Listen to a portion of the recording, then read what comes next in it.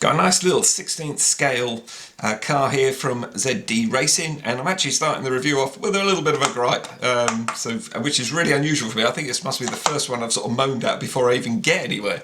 As you can see, the body looks as though it's running at a slight angle, and it really is. It's not a design feature, it's the fact that I think what they've done is they've upgraded this from a car that's been out quite a while with ZD Racing, and this bumper, I think they must have done some mods at the front. This is the first one I've had, so I can't say, but the bodywork will not sit down fully on it. So if I pop that down, you can see at the back it's sat down really nicely. I don't know if the camera will be able to get in there, but that actually sits there no problem at all. And at the front it's nowhere near. It's probably sitting about 10 mil off because of this front bumper here, and also it doesn't sit down and wrap round there, so by dropping this down I'm pretty sure that will give you proper protection in there as well. No problem at all, just got to do a little bit of a cut there, just to allow that bumper in, and then it should be fine. So I'll do that before my first run. Apart from that out of the way, a whinge at the beginning. Let's start off the review that way and let's get better all the way through, I hope. We've got nice oil-filled shocks. They do actually feel nice. It's got a real nice sort of feel to it, to be honest. And there's quite a little bit of metal work on this as well. We've got metal dog bones and we've got metal drive cups on the wheels, but on the actual drive out of the transmission, they're actually plastic, so a bit surprised at that. We've got 1500 milliamp hour 2-cell battery. It comes with that and a T connector on it as well, and then we do have an on-off switch as well, so you can actually leave it plugged in, slide your hand up the back and then just flick it on. With the cars, as with RC quads and everything, obviously put the transmitter on first, then the actual car or vehicle or whatever you're using.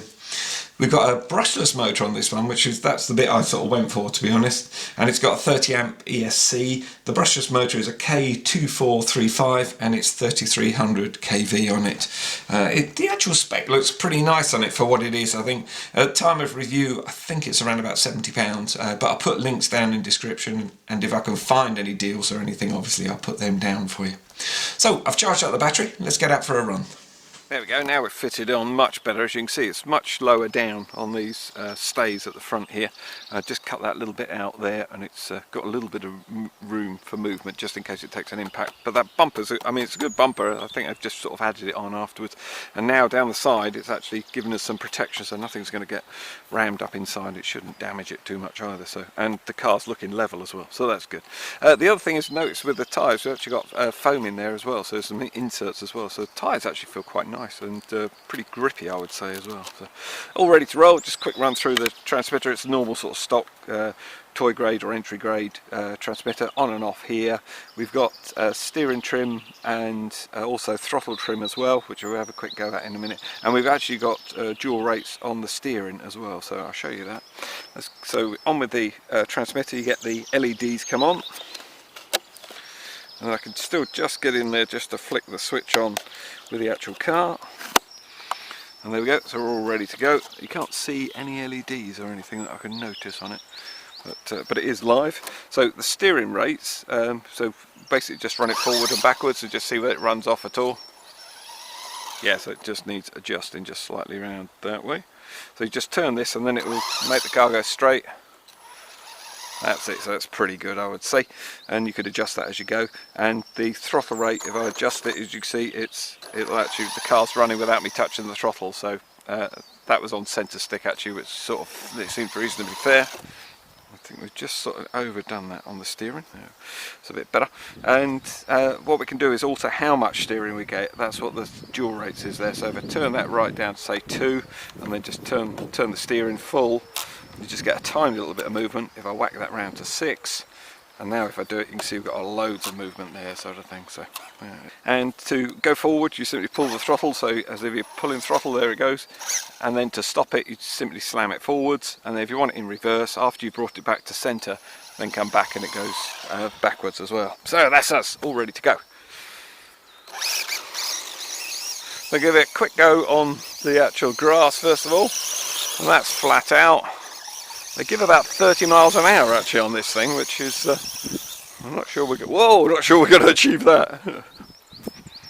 Another thing with the steering rates, if you keep flicking it over, i.e. you're giving it too much steering. That is a heck of a lot of steering on it. Then you can either learn, which is a good way of doing it, or if you've got the nippers having a go, which I tend to do with the grandkids, turn it down a bit and they can virtually impossible to get it to turn over then.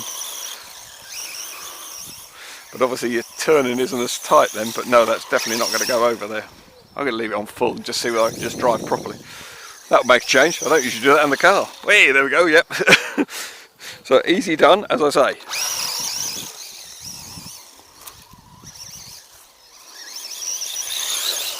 Hey, it does get a bit of a shift on.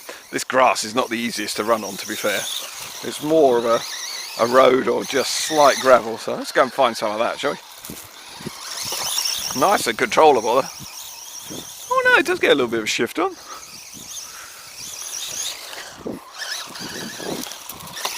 And the steering is, you've got a tiny bit of movement on it. It's the wheel doesn't actually move much to get you anywhere. Well, it copes pretty well actually. Okay, so let's see how she goes on a bit of road. Pretty good actually.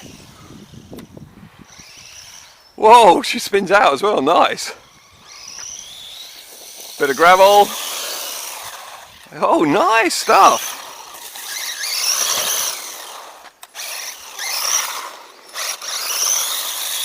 Yeah, doing little donuts as well. A bit of gravel there as well. She's doing pretty well actually.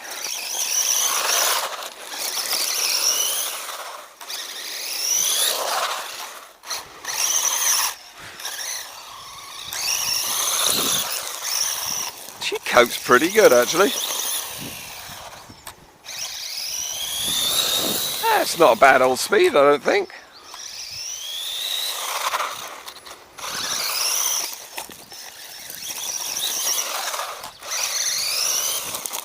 Really good fun.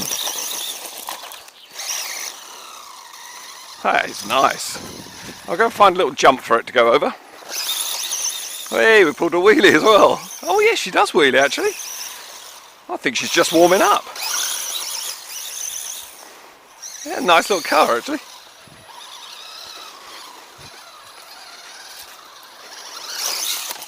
And jumps as well.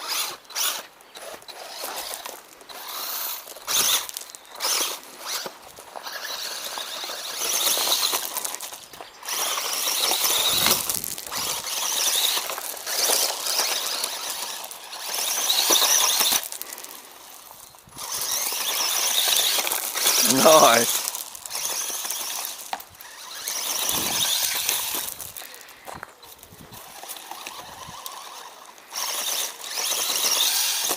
She does good. Only a little 16th scale, but she's pretty good fun actually.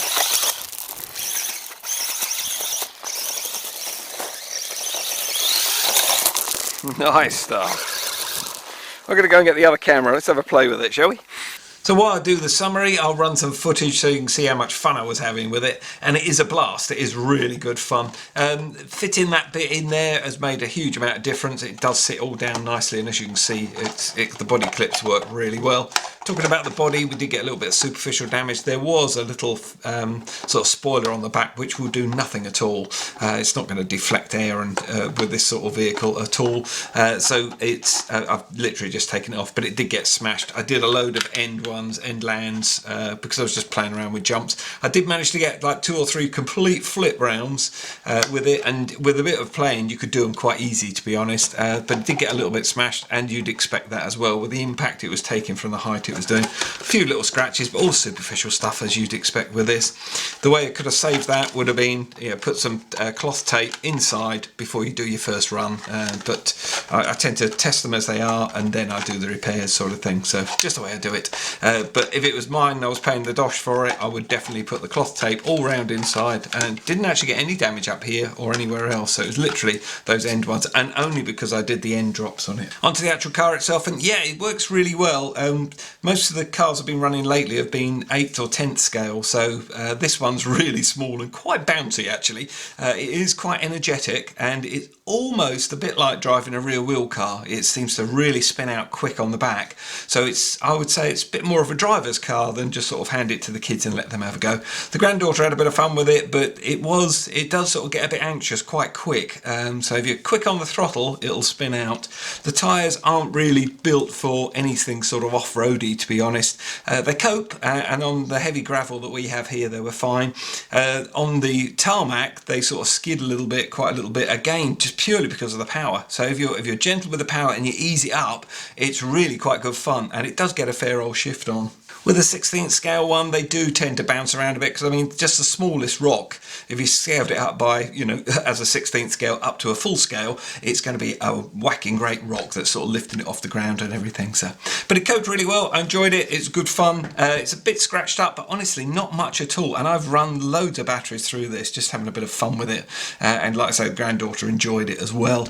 It's nothing, no damage, no nothing at all. It's handled it really well. I've charged the battery up several times. Like I say, it must be up on about 8 or 9 runs on it by now, I would say, at least, and I'm getting between 16 and 17 minutes out of it, so that's pretty good, and virtually on full throttle all the time, or certainly playing around with it.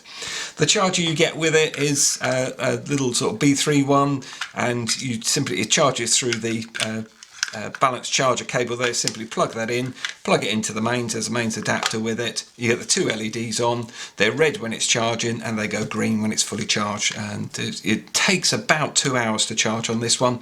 If you want to charge it up in an hour, I suggest you get something like this, sort of the sort of classic B6. I've done a full review on this and I put a link down in description for you, and then it will charge the battery up in an hour. There's loads of other ones out there as well, so this is only what I use, and I've been using that for years and it's never let me down, so it's been really good. This is not waterproof in any way, form or manner. I didn't get it wet, and I certainly don't recommend you get it wet. Having a good look around it, I don't think anything's really designed for wet. It got a bit damp on dewy grass and it was fine. That was no problem whatsoever. Onto the transmitter, and the transmitter isn't the one they actually show in the book that it comes with, and I'll show you that in a second, but it worked really well. I did actually do a range test. Now I really do them on here. I usually use about 50-60 meters, something like that. I ran it up to just over 100 meters, which is the long drive out from our house up the main drive sort of thing, and that's over 100 meters, and it handled it no problem at all. So it's really good range on it for what it is, I think, certainly. And onto that instruction manual that I was mentioning, it's pretty good. It's the normal sort of thing that you get at this sort of level, certainly. It doesn't come with any tools or any spares at all, but it does recommend ones that you need. Like I say, the transmitter it shows here is not the one that you get with it, and the charger isn't either, and the battery isn't either. So what you do get is that bit, that's the same, which is the good bit actually. And it just runs through everything as per normal. There's black and white photographs. If you need to rebind, it shows you how to rebind those. Honestly, I've never had an RC car that I've ever needed to do. And then exploded views on everything with the identification numbers on them and everything. It's really, you know, this is normal with cars. They don't do it on quads so much, but cars certainly. And then we've got a big exploded view on it as well. And then the decals are already stuck on it, so you don't have to stick them on. And then it's got the individual parts as well, literally running through every single bit you could possibly want with it. So that's pretty good, especially if you're new to it and you want to see how they're all fitted together. So there we go. Did I enjoy it? Yep, it was loads of fun, and it is a nice driver's car, I would say. Like I say, if you're buying it for a little, and I don't know, they'll probably enjoy it because of the way it spins out, and you can donut it quite easy, and it's got loads of power, but it's just transferring that power and keeping it constant and smooth to actually keep it gripping and everything. Whether it's worth your hard-earned, I don't know. I have had a look around on the web, and at the moment GearBest have this at the cheapest that I could find anywhere around, and like I say, I'll put a link down in the description to it. Hope you've enjoyed the review. Battery's all charged up again. I'm off for another play.